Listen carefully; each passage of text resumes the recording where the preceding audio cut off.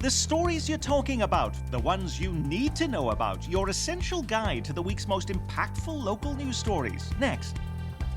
Week in Review is made possible through the generous support of Dave and Jamie Cummings, Bob and Marlise Gorley, Smithfield Foods, Haas and Wilkerson Insurance, the Courtney S. Turner Charitable Trust, John H. Mize and Bank of America N.A. co-trustees, and by viewers like you. Thank you. Welcome, everyone. Our guests this week are totally indestructible. Like the U.S. Postal Service, no threat of weather Armageddon can stop them. Powered by coffee and adrenaline and a remarkable belief that you need to know what's happening in our city, they are here to deliver with energy, insight, and a double heaping helping of good humor. So thank you to Mr. Up-to-Date on KCUR-FM, Steve Kraske. Thank you to Eric Wesson, senior writer of The Call. Thank you to 41 Action News consumer investigative reporter Kat Reed. And thank you from your Kansas City Star, Dave Helling. Did you know we have some staff members here at KCPT who will yawn if I ever mention state politics? Yet in many respects, what happens in our state governments can have more direct impact on us than anything that goes on in Washington. This week, within 4 hours of one another, the governors of Kansas and Missouri deliver their annual State of the State addresses. We will build the Buck O'Neill Bridge. Not sure if Mayor Quinton Lucas was on his feet and applauding Governor Parsons' next line. These mayors understand my commitment to support the Second Amendment for law-abiding citizens. And let me be clear, during my 6 years in the United States Army, 22 years in law enforcement, and as a lifetime member of the NRA, I have never wavered my support for the Second Amendment. In Kansas, Governor Laura Kelly taking a dig at Missouri as she tries to push Medicaid expansion across the finish line as she outlines her top priorities for the year. So if nothing else, surely maintaining Kansas's 159-year tradition of beating Missouri is something we can all get behind. What did we learn, if anything, from the biggest speeches of the year for both Laura Kelly in Kansas and Mike Parson in Missouri, Kat Reed? Well, if you live in the Kansas City metro area, the Buck O'Neill announcement was just a huge deal. We knew that these discussions were underway, but the actual announcement is very big. I actually pulled out an old story we had done nearly 2 years ago talking about how they still hadn't found the funding. So that was a major announcement. But that's like a $200 million bridge. Yes. I didn't think the state had any money. Well, it's going to be funded by a few different things. Of course, we have our local sales tax renewal will be going towards that. There's some grant money, and then we've been told that the way that the state was able to come up with their portion was through the 2019 bond issue that the governor raised. Eric, for you in those speeches, the biggest surprise or announcement that was made? I guess the lack of an announcement. I saw the governor say something about the Second Amendment and the right to have firearms, but what about the illegal firearms, and what about the violence that's going on in Kansas City, St. Louis, and Springfield? I would have thought it would have been more of an impact about what's the state's position on those things as well. Interestingly, it wasn't just the governor, Mike Parson, not mentioning, not wanting to do anything on guns. Laura Kelly never mentions guns, period. No, that's true. She's had a long record as a state senator, Nick, as being a pro-NRA senator, which surprised a lot of Democrats when she became the Democratic nominee for governor. That said, Mike Parsons' backtracking on gun legislation I thought was really notable here. He's up for re-election this year. You just heard his statement. He had indicated that he might have been open to some tweaks to gun laws involving like domestic abusers in tough home situations. But he has clearly walked away from that now, given the election year pressures. Is the election year pressure also why he wants to get money for the Buck O'Neill Bridge then as well, to help get more votes from Kansas City? Let's stay on the Buck O'Neill Bridge for a minute, because it's part of a very sophisticated effort by the governor to preempt Kansas City as a major player in the governor's race. First of all, before we applaud too much for this announcement from the governor, remember the state owns the current Buck O'Neill Bridge, and in the real world, they should pay all of the cost of replacing it. No local money and really no federal money. There's a bridge in St. Louis named for Stan Musial, who used to play baseball. They call it the Stan Span. No local money was involved in building that bridge. It was all state money. So I think the governor's getting a little credit for something that maybe he shouldn't. Having said that, he removed Jason Holzman as a potential supporter for Nicole Galloway in this district. He now has a state job, state senator. He removed Kiki Curls. She's now got a state job. She's not on the floor defending the Democrats in Kansas City. He's fully funding the Buck O'Neill Bridge. I mean, the whole idea of preempting Kansas City as a Democratic stronghold in the governor's race is pretty obvious from Governor Parson. We're going to return to the State of the State addresses throughout this program as we tackle specific issues.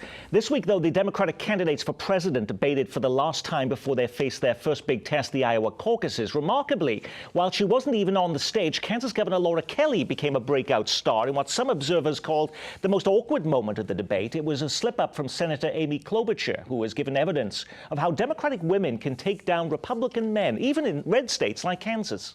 Kansas has a woman governor right now, and she beat Chris Kobach. And her name is, I'm very proud to know her, and her name is Governor Kelly. Thank you.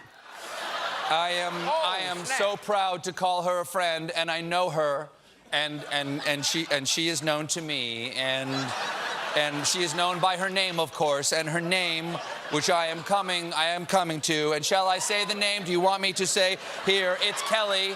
It's Kelly. One of her names is Kelly. It's either her first name, or it's her last name, or her favorite color. Thank you.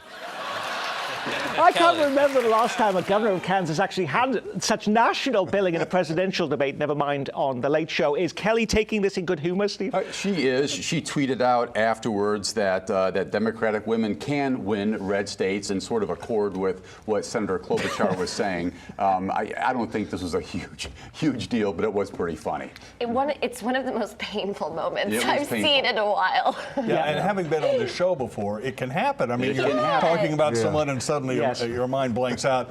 Having said that, though, it suggests that someone talked to Amy Klobuchar before the debate and said, hey, mention Laura Kelly, because their friendship is probably not what she billed it to be. But the idea of bringing up Laura Kelly as somebody who was a Democratic woman in a red state who actually beat Chris Kobach, there are parallels. Some people are saying, hey, Barbara Bollier, who is running for the United States Senate as a Democrat this time around, this is a great omen for her as she's running potentially against Chris Kobach in this year's U.S. Senate race. But is that an unfair comparison? Are there differences between a Laura Kelly and a Barbara Bollier? Well, there might be, Nick. We're talking about two different races here to begin with. You know, Kansas have a long history of alternating back and forth between Democrats and Republicans for governor.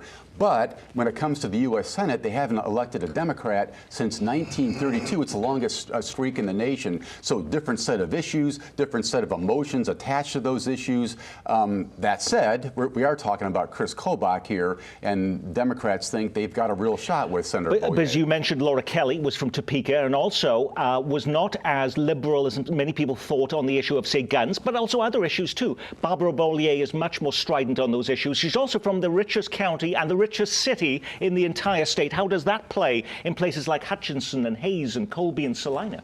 Well, so far it certainly hasn't hurt her fundraising. As she says, she's raised about $1 million in this race, but she is a different candidate, and we're also looking at someone who was a Republican and switched parties. So it'll be interesting to see how it plays out. I think the Democrats believe that if Barb Bollier is to have a chance, Chris Kobach has to be the Republican nominee.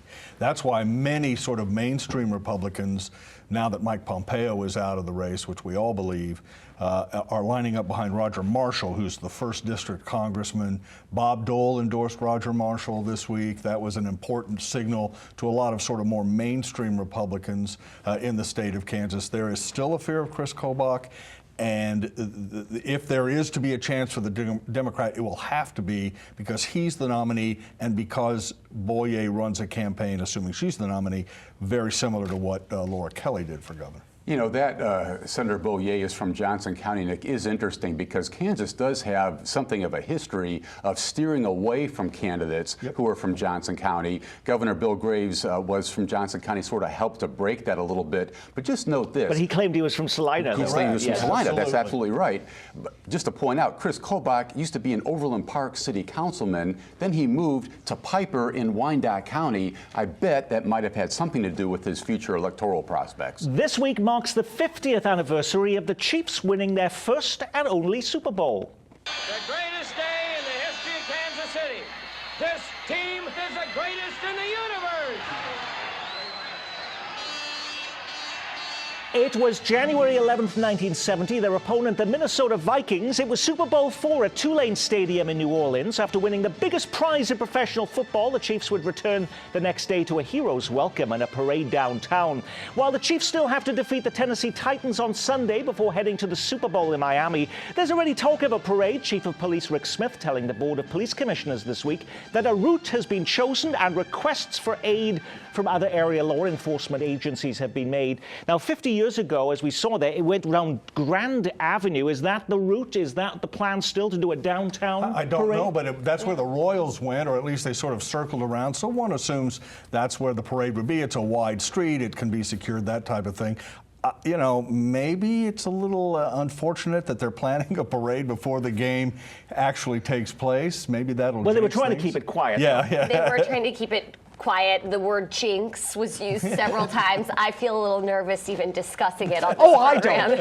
I don't. Interestingly, when I look back at their old footage and I was looking at the dates, it's like, wow, they played the Super Bowl and the next day they did a parade.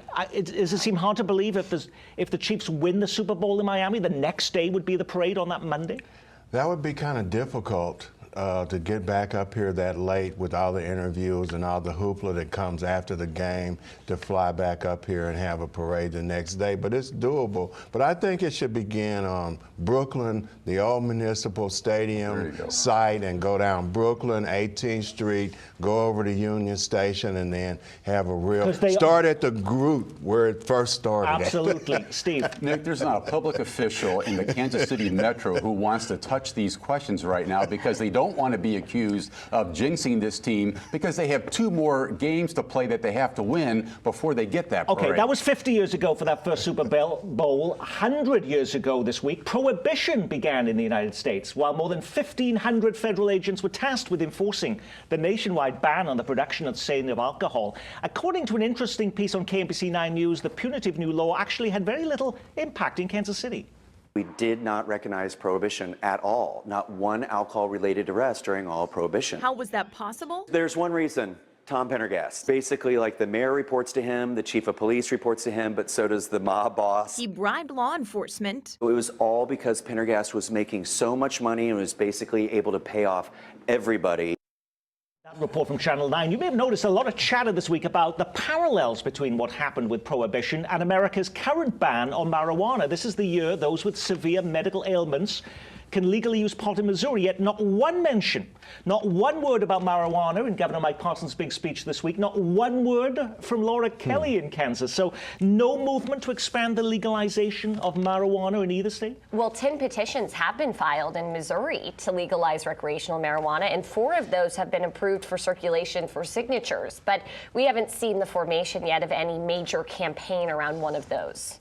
You know, I would make the point, Nick, that the legislative sessions are going to be interesting, but some of the most fascinating action is going to be completely outside of what happens in Jefferson City and Topeka. In Kansas, they're pushing a constitutional amendment on abortion, which will galvanize everyone, or all kinds of political leaders in the state. In Missouri, there's a big push to expand Medicaid, and doing it, again, outside the purview of the capitals. Not one word about pot, not one word about sports betting, which we were also told was going to be an easy source of revenue for both Kansas and Missouri. Neither governor even mentioning that either. Yeah, that's correct.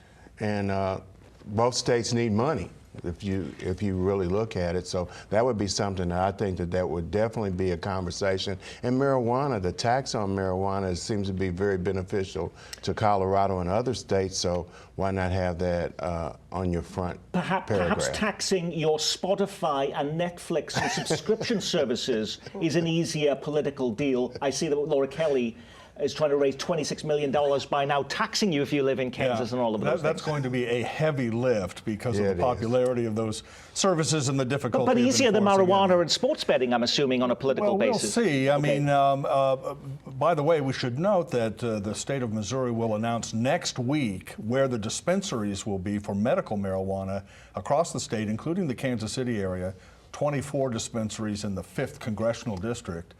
When those dispensaries open and medical marijuana goes on sale, I do believe the pressure on Kansas to do something will increase, in part because a lot of Kansans may go across to Missouri. Yes. There's some legal question about what happens if they go back across the state line. There is work on sports betting in both state capitals, but that's a heavy lift as well. And then this taxation thing is going to be difficult. Dr. Martin Luther King Jr. would be 91 years old this year, even though his birthday was on Wednesday. Most of us will remember on his official holiday on Monday. And as Dave Helling pointed out on last week's program, we'll be marking the day here in Kansas City while his name is being taken down from scores of street signs in the heart of our city. What happened to those plans to find a new way of honoring King by asking the public what they'd like to see happen, Eric? I haven't heard anything. It's been the best kept secret in town. As far as what the plan B will be. I know some of the people have kind of licked their wounds a little bit, and there was some focus on the park on 47th Street, doing something with it, beautifying it, and doing some other things with that. But I haven't heard anything. Nobody's even called in and said anything about it. The public comment closes in mid-February, but it has been remarkably quiet. You know, previously when we had this conversation, people talked about 63rd, they talked about other options, but I haven't heard many people in our city talking about this. I think that's because the city simply couldn't come together on a solution, on any kind of consensus as to where to go here. And I think that makes it difficult for the city council members to talk about, Nick. There's no clear path forward here. I'm not sure this 90-day comment period is going to change much of that. And in addition to that, the conversation suddenly shifted to naming a street after the former city manager, Troy Schulte. So people are confused about, well, how does he get a street? And we haven't resolved this thing with Dr. King yet. I think there will be some discussion of this broad issue next Monday on Martin Luther King Day around the community, because I think some of the wounds from that discussion continue.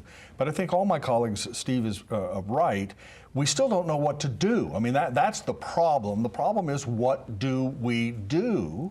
And no one has come up with the aha moment that says, do X or Y or Z. And as long as that's the case, you might say Prospect, Steve might say Troost, Cap may say something different. It's all speculation until someone comes up with a real solution, and so far that's eluded the city. Celebrating Dr. King is more than just a street name, of course. Former Lee Summit School Superintendent Dennis Carpenter, speaking out about Martin Luther King Day this week, in a social media post, he says, "It's interesting watching the MLK Day folks crawling out and pushing their once-a-year celebrations, but they are ghosts," he says, during the year when the real work is happening. What are we to make of that? Does he feel he didn't get the support from black leaders for his efforts to address racial disparities when he led the Lee Summit School District? Well, I'll say just in general, that applies to a lot of people. Almost everyone has an MLK celebration every year, and then the rest of the year they kind of forget about what the man was all about. So I don't know that it's so targeted. I think that that's something our entire country does. I think it was more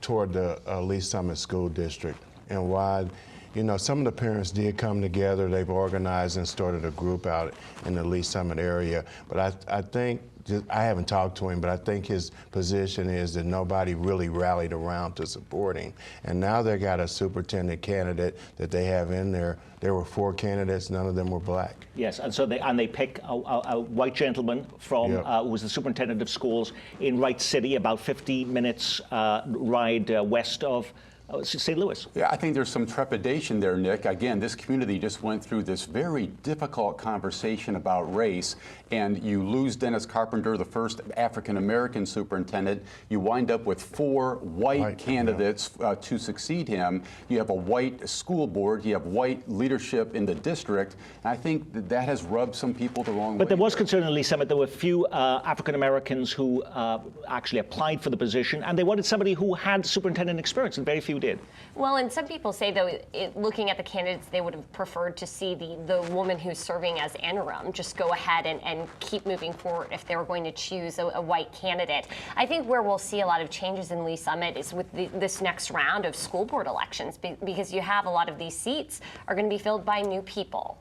Kansas lawmakers working to reduce racial disparities this week, too, at least in one narrow area, hair. A bill just introduced would ban discrimination against dreadlocks and other natural hairstyles. Currently, Kansas employers can fire people because of their dreadlocks or not hire them at all. But is there evidence that's really happening? Go ahead. I've seen incidents where young people have said that they were discriminated against for jobs because of their hairstyle. Not so much dreadlocks, but braids and other things in particular. So I have heard about that happening. We've seen these headlines in the news, stories elsewhere, and this bill was inspired actually by an incident in New Jersey where a high school wrestler had to cut his dreadlocks last year before a match. But, you know, Dove, the soap company, they sponsored a 2019 survey. 1,000 black and 1,000 white women employed full-time in an office or sales setting. The survey found black women's hair was 3.4 times more likely to be perceived as unprofessional. And that's something I've heard also from a lot of women in the news and broadcast news struggle with that too. California, by the way, and New York State both have bans now on discriminating against natural hair or dreadlocks in employment or any other setting. You get the sense, Nick, that this legislation is sort of a preemptive move. No obvious stories that I've seen about problems in Kansas, but this lawmaker wants to make sure it doesn't happen. One of the issues that we hear most about from our viewers is about that free bus issue. Remember that? Kansas City Mayor Quinton Lucas was one of the special guests at Governor Mike Parson's State of the State address. He was in Jefferson City trying to convince lawmakers to help with the city's plans to provide free transit service in 2020. Now, the city council voted to approve it, but the city still needs $8 million to make that happen. Does the mayor expect the state to pay for that? The mayor would like the state to pay for part of it, and so he's down there sort of lobbying for it. It's not likely. Because I think, there's some skepticism in Jefferson City about free, fair bus service in Kansas City. And broadly speaking, the state doesn't have a lot of money, and it has a lot of other things it can spend its cash on, including an underfunded public defender's office, early childhood education. There are other issues that are there. But I do think that the big argument in Kansas City is going to be whether or not the streetcar, which now gets a payment from the city of Kansas City, should give up that money and apply it to free bus service. That argument is coming, and we'll see that probably in the next 6 weeks. You know, I think Mayor Lucas is a smart man. He understands very clearly there's no money to be wrung out of Jeff City for a Kansas City issue right now. That said, the politics of this issue are really interesting to me, Nick, because maybe on some level they've gotten away from city leadership here, like the mayor. He's out working to get this done. People are expecting it to happen now. They almost can't walk away from it. The people will be so upset if that doesn't transpire in the months to come. The free bus service. The free bus service. Right, so right. people are expecting it. He's got to deliver this thing now. But wouldn't they be able to get it from one of those TIFs? Maybe one of the bonuses or community. Well, we did the housing program, agreements. and the agreement they wanted to provide for the Tenants' Bill of Rights and having a new office in the mayor's office to provide rights for tenants and enforcement. That was also coming from TIF money. There's only a certain amount of that you can put to those. Waddell and Reed, they want, what, 26 million? Oh, it's more than that. There's some state money in there, for too. a free bus service. No, they'll find the money. They always find What is the significance, though, of free bus service? It would help people that don't have income or limited income, fixed income, be able to get around. A lot of people have, if you have to buy a bus pass that's $50 a month or $100 a month, that's money you could put somewhere else. And the philosophy is that means that they're spending more money in the grocery store, there's more tax money being made, and it would help low-income families. Don't underestimate for a second, Nick, what free bus service would mean for folks who are mired in poverty in this community. For a lot of people, they're thinking, no big deal. It's a very big deal for a huge section of our community and an important step forward. And again, they're expecting the mayor to deliver on that now. Let me add one other thing. The bus companies get paid by ridership, by people that actually get on the bus. If they do it free, then that means there's an increase in ridership, so they make more money from the federal government by having the riders on the buses. Now, when you put a program like this together every week, you can't get to every headline. What was the big story we missed? Was it Kansas City turning bright red? Was it help from high places at the Vatican, the Pope spotted with a Mahomes jersey? A new menace hitting our streets? Yes, the potholes are back and with a vengeance. Thankfully, I didn't pop any tires, but pretty close to it. Get your credit cards ready because the damage is just about to begin. You'll no longer need a photo ID to vote in Missouri, the state Supreme Court striking that law down. Can this be true after 15 years? A building finally goes up on the Mission Gateway site? After a slew of negative job headlines, a bright spot, the country's largest senior care referral service, A Place for Mom, announcing 600 new jobs as they move to the Sprint campus in Overland Park. And paper or plastic? Not for much longer in Prairie Village, the city council ready to adopt a ban on plastic bags and up to a 10-cent fee on paper bags. Righty, those are some options for the story we missed. Was it one of those stories or something else, Kat? Well, I have to go with Chiefs, but as a secondary story, I would also say all of the job announcements we've had, especially concerning Hallmark. And you also look at the Crayola Cafe closing in Crown Center. After 20 years there, yes. Yes. In fact, when I visited Kansas City for the first time, I ate there when I was in 7th grade. And interestingly, though it's not in our neck of the woods, it's in Wichita, a bit further away, but 2,800 jobs lost there. That's a huge amount. That's a huge deal. That will have an impact, by the way, on the state of Kansas budget. Yeah, absolutely. So what was your big story we missed, Steve? The state Supreme Court ruling on voter ID in Missouri. We have fought over that issue for years in Missouri. The court now is saying, whoomp, the impact on the 2020 election on down-ballot races might be profound, Nick. Eric. I think one that has flown under the radar locally and nationally are missing black women and children. I think that is a very serious issue that we have going on, especially in this area in Independence. There was human trafficking going on, and now we get comments all the time about when we actually did our housing forum, several people got up to the microphone and wanted to talk about that issue, even though we were centered on housing, but clearly that is an issue. A couple things. For the record, I was here for the Chiefs Super Bowl win. I was not here for the Great Depression. He was here for Prohibition starting. The important story this week, you talked about the plastic bag ban in Prairie Village. Did you know that Kansas City, Missouri is prohibited by state law from enacting a ban on plastic bags at the grocery store? That should be noted. And that is our Week in Review. Our thanks to our news reviewers. I'm Nick Haynes. From all of us at KCPT, thanks for spending part of your weekend with us.